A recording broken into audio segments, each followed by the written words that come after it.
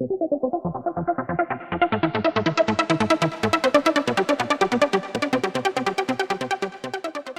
somos estudiantes de la Facultad Piloto de Odontología de la Universidad de Guayaquil y a continuación le vamos a explicar sobre las funciones que realiza el aparato respiratorio. Gracias, Jorge. El aparato respiratorio es el conjunto de órganos encargados de la creación de oxígeno y de dióxido de carbono. Este aparato estará constituido por la nariz, la faringe, la laringe, la tráquea, bronquios, pulmones, que son órganos pares, y el diafragma, que será un músculo encargado de sostener a los pulmones. Jorge. Gracias. El proceso de intercambio gaseoso que ocurre en nuestro cuerpo está precedido por tres principales pasos, los cuales son la ventilación pulmonar, la respiración externa o también conocida como pulmonar y la respiración interna o tisular. Cabe indicar que en esta exposición nos vamos a centrar en el estudio tan solo de la ventilación pulmonar, es decir, en el mecanismo que existe el proceso tanto de inspiración como de expiración. También podemos decir que estos mecanismos se dan a través de la interacción tanto de la atmósfera con los alvéolos pulmonares presentes obviamente dentro de los pulmones.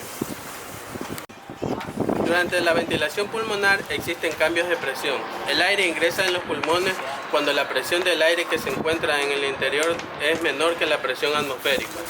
El aire sale de los pulmones cuando la presión dentro de ellos es mayor que la presión atmosférica.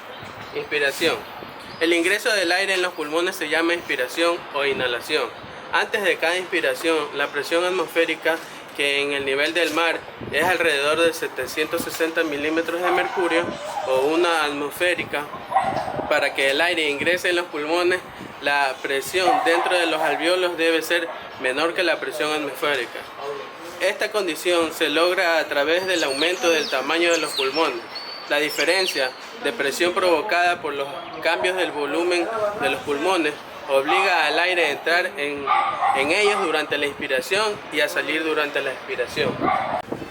Expiración.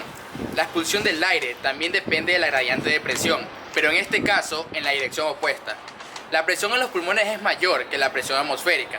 A diferencia de la inspiración, la expiración normal es un proceso pasivo porque no involucra las contracciones musculares, sino que es el resultado del retroceso elástico de las paredes del tórax y los pulmones, que tiene una tendencia natural a recuperar su forma original después de expandirse. Entonces, se expanden y vuelven a su posición original.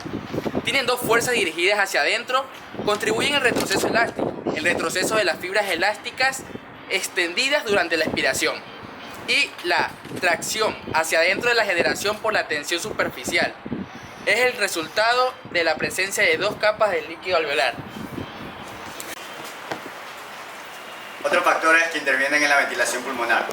Como ya se analizó, las diferencias en la presión de aire promueven su movimiento durante la expiración y la expiración. No obstante, otros tipos de factores afectan la velocidad de flujo del aire y la facilidad de la ventilación pulmonar. La tensión superficial del líquido alveolar, la extensibilidad de los pulmones y la resistencia de las vías aéreas. La tensión superficial del líquido alveolar.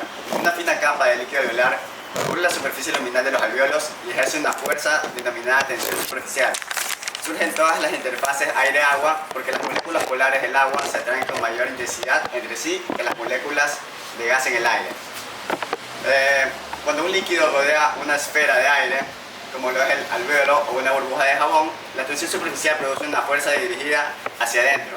Las burbujas explotan porque colapsan hacia adentro debido a la tensión superficial. En los pulmones, la tensión superficial hace que los alvéolos adopten el menor diámetro posible durante la respiración. Se debe superar la tensión superficial para que los pulmones, para expandir los pulmones durante cada respiración. La tensión superficial es responsable de 2/3 de la respiración elástica del pulmón, que disminuye el tamaño de los alvéolos durante la respiración. La distensibilidad. La distensibilidad es el esfuerzo necesario para la expansión de los pulmones y la pared torácica. Una distensibilidad elevada significa que los pulmones y la pared torácica se expanden con facilidad, y la tensión baja significa que es resistente a la expansión. En los pulmones, la distensibilidad se relaciona con dos factores, la elasticidad y la tensión superficial. En condiciones normales, los pulmones tienen una distensibilidad elevada y se expanden fácilmente. En el proceso de ventilación pulmonar también existe resistencia en las vías aéreas. Al igual que el flujo de la sangre a través de las vías aéreas, dependen tanto de la diferencia de presión entre los alvéolos y la atmósfera. El flujo de aire es igual a la diferencia entre la presión de los alvéolos y la atmósfera, y esto dividido por la resistencia.